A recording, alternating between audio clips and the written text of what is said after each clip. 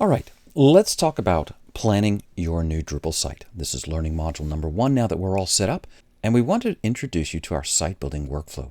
And it looks like this: plan, install, content, extend, layout, people, and manage. Now, this is just a suggestion. Obviously, you can install all of your modules during the installation phase like we just did a moment ago. We're going to take more time under number 4 to talk about how else you can extend your Drupal site using contributed modules and themes. So the first step is to plan, and then install, content, extend, layout, people, and manage. Number 5 is layout, and that's where we're going to talk about all the different layout options you have with Drupal, including themes. You don't have to wait till number 5 to install your theme, but that's when we're going to talk about it. And that's one of the great things with Drupal. A lot of what we're going to discuss can be done at different times depending on your own workflow, as well as what's ready from the client. Sometimes the client just hasn't decided on all of the roles and permissions. So the great thing with Drupal is you don't have to worry about that right at the beginning. You can manage that right at the end of the process. Same thing with the theme. Sometimes you'll have a theme right at the beginning of the site building workflow, but more often than not, you won't, because that's one of those things that gets left to the end. Again, great thing about Drupal, you can mix this up any way you want. For the purpose of this course, however, we're going to stick with the workflow you're seeing on the screen. We've planned the site for you. I'll talk about that in an upcoming video. We've already installed Drupal and even installed some modules using Drush. The next thing we'll talk about is content. If you've taken any of our earlier training, you've seen this slide before. The vast majority of Drupal websites are built through what's called site building, and that's what this course is for.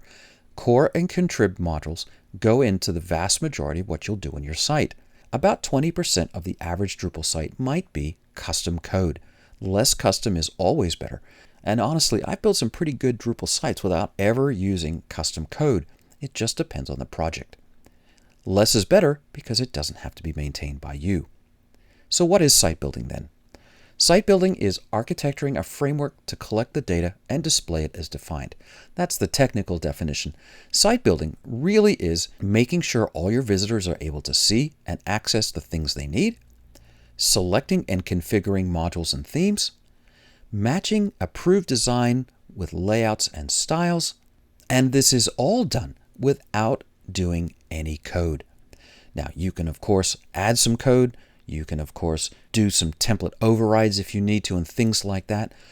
We'll be mentioning those as we go. You might want to take the Drupal 8 layout and theming and module development courses as well.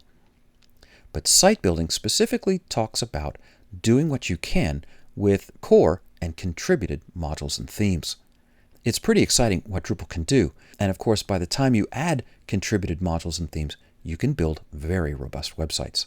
Well, on any Drupal page, you'll probably know that the theme defines the regions. There's a header region, content, sidebar, and footer. And Drupal 8 has made some changes in how these work. We'll talk about that as we go. Blocks are placed in regions, and menus can appear in a block region, or they can be hard-coded into the theme.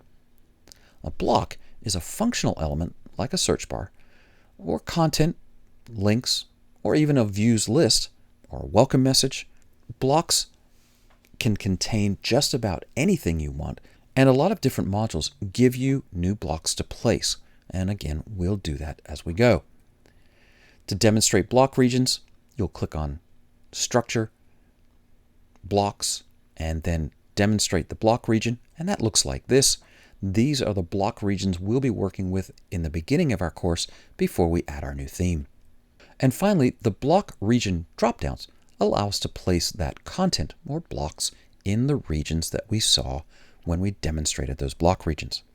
So that's just a quick reminder about how Drupal builds a page and how your theme affects the layout of your site.